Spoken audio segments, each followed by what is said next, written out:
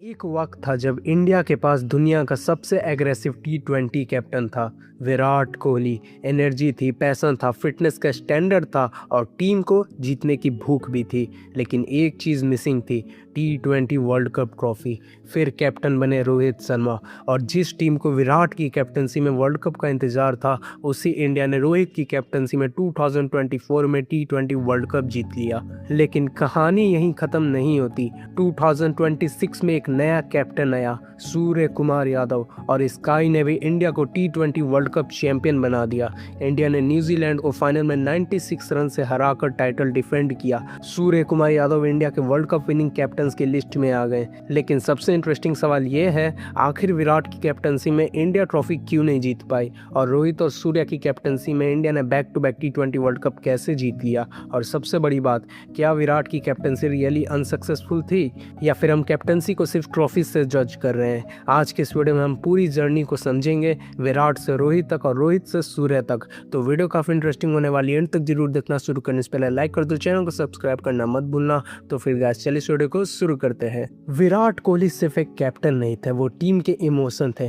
Field पर उनकी energy अलग होती थी, एग्रेशन अलग होता था, और सबसे इम्पॉर्टेंट, उनके लिए फिटनेस और इंटेंसिटी कंप्रोमाइज़ वाली चीज़ नहीं थी। उन्होंने इंडियन क्रिकेट में एक ऐसा कल्चर डेवलप किया जहां प्लेयर से सिर्फ टैलेंट नहीं बल्कि फिटनेस और इंटेंसिटी भी एक्सेप्ट की जाने लगी। टी20 क्रिकेट में विराट का फोकस था प्रेशर को ओपोनेंट पर शिफ्ट करना। लेकिन आईसीसी टूर्नामेंट में प्रॉब्लम ये थी कि नॉकआउट क्रिकेट में एक गलती और वो पूरे टूर्नामेंट का रिजल्ट बदल सकती है। 2021 टी20 वर्ल्ड कप इसका सबसे बड़ा एग्जाम्पल था। इंडिया ग्रुप स्टेज से आगे ही नहीं बढ़ पाई। टीम ने टूर्नामेंट में 3 मैचेस जीते लेकिन सेमीफाइनल तक नहीं पहुंच सकी, और यहीं से विराट की कैप्टनसी को लेकर क्वेश्चंस और बढ़ने लगे।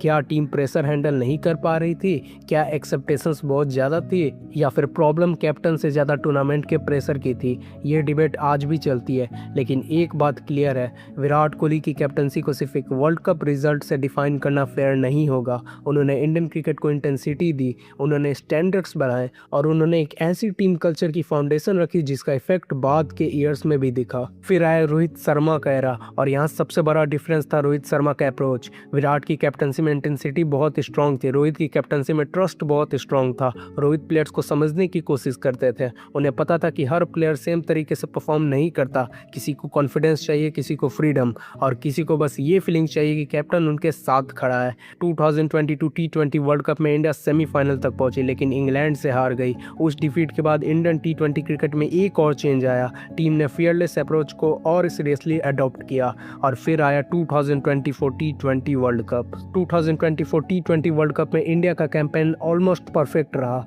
इंडिया टूर्नामेंट में अनबीटन रही और फाइनल में सामने थी साउथ अफ्रीका। इंडिया ने पहले बैटिंग की, स्टार्ट आइडियल नहीं था, विकेट्स गिर रहे थे, प्रेशर बढ़ रहा था, और तब एक प्लेयर खड़ा हुआ, विराट कोहली। जिस विराट ने पूरे टूर्नामेंट में अपने यूजुअल स्टैंडर्ड्स के अकॉर्डिंग परफॉर्म नहीं किया था, उसने फाइनल में अपना बेस्ट सेव कर रखा था। विराट ने 76 रन की इनिंग्स खेली, इंडिया ने 176 रन बनाए, और फाइनल में इंडिया ने साउथ अफ्रीका को 7 रन से हरा दिया।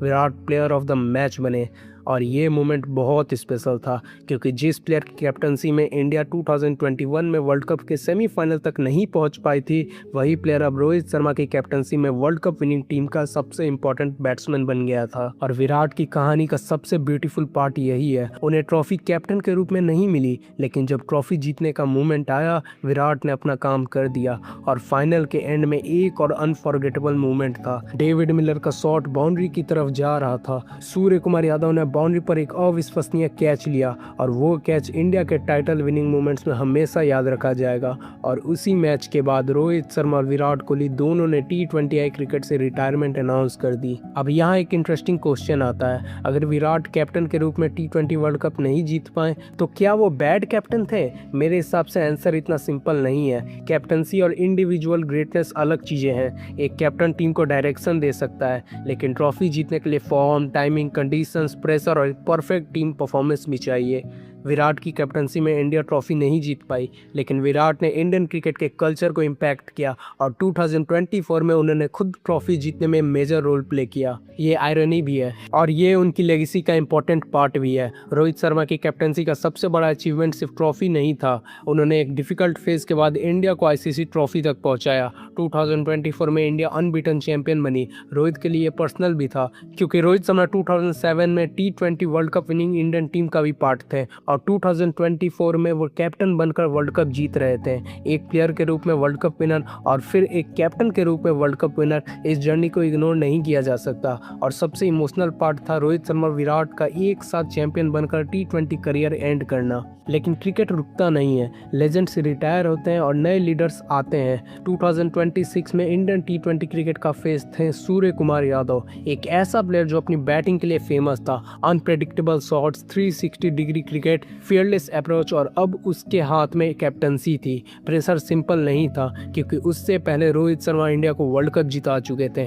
अब एक्सेप्टेशंस थी, टाइटल डिफेंड करो, और स्काई ने एग्जैक्टली वही किया। 2026 T20 वर्ल्ड कप में इंडिया ने न्यूजीलैंड को फाइनल में 96 रन से हरा दिया। इंडिया ने टाइटल डिफेंड किया और सूर्य कुमार यादव इंडिया के T20 world cup winning captain बन गए। यानी 2024 रोहित शर्मा, 2026 सूर्य कुमार यादव, 2 लगातार T20 वर्ल्ड कप्स विन और इंडियन T20 क्रिकेट में एक कम्प्लीटली न्यू चैप्टर। अब अगर हम तीनों को कंपेयर करें तो तीनों की कैप्टनसी का स्टाइल अलग था। विराट इंटेंसिटी, रोहित ट्रस्ट और सूर्य कुमार यादव फ्रीडम और फियरलेस क्रिकेट। लेकिन इसका मतलब ये नहीं कि एक दूसरे से बेटर था। एक्चुअली इंडियन क्रिकेट की स्टोरी ये है कि हर कैप्टन ने टीम को कुछ अलग दिया है। विराट ने स्टैंडर्ड्स और इंटेंसिटी को पुश किया, रोहित ने प्रेशर के बीच प्लेयर्स को फ्रीडम दी और 2024 में ट्रॉफी जीती, और सूर्य ने उस फियरलेस T20 कल्चर को नेक्स्ट जनरेशन के साथ कंटिन्यू किया।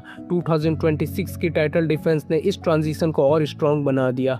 तो फिर सवाल वही है, विराट कैप्टन था तो ट्रॉफी नहीं आई, रोहित कैप्टन बना तो ट्रॉफी आ गई, और रोहित के बाद सूर्य कुमार यादव कैप्टन बने तो इंडिया ने टाइटल डिफेंड किया। क्या इसका मतलब विराट की कैप्टनसी फेल थी? नहीं, क्रिकेट इतना सिंपल नहीं है। कभी कैप्टन ट्रॉफी जीतता है, कभी कैप्टन फाउंडेशन बनाता है, कभी प्लेयर अपने कैप्टन के अंडर चैंपियन बनता है, और कभी वही प्लेयर फ्यूचर जनरेशन के लिए एग्जाम्पल बन जाता है। विराट की स्टोरी ट्रॉफी से ज़्यादा है, इम्पैक्ट की स्टोरी है। रोहित की स्टोरी रिडेम्पशन और लीडरशिप की स्टोरी है, और सूर्य की स्टोरी ट्रांजिशन और न्यू जनरेशन की स्टोरी है। इंडियन T20 क्रिकेट ने 3 डिफरेंट कैप्टन्स देखे। विराट कोहली जिन्होंने इंटेंसिटी को आइडेंटिटी बनाया, रोहित शर्मा जिन्होंने फाइनली इंडिया को T20 वर्ल्ड कप ट्रॉफी तक पहुंचाया, और सूर्य कुमार यादव जिन्होंने उस ट्रॉफी को डिफेंड करके नए एरा की शुरुआत की। और शायद इसीलिए इंडियन क्रिकेट की ये स्टोरी किसी एक कैप्टन की स्टोरी नहीं है, ये एक जनरेशन से दूसरी जनरेशन तक जाने की स्टोरी है। विराट से रोहित तक, रोहित से सूर्य तक, और एक ट्रॉफी से एक लेगेसी तक।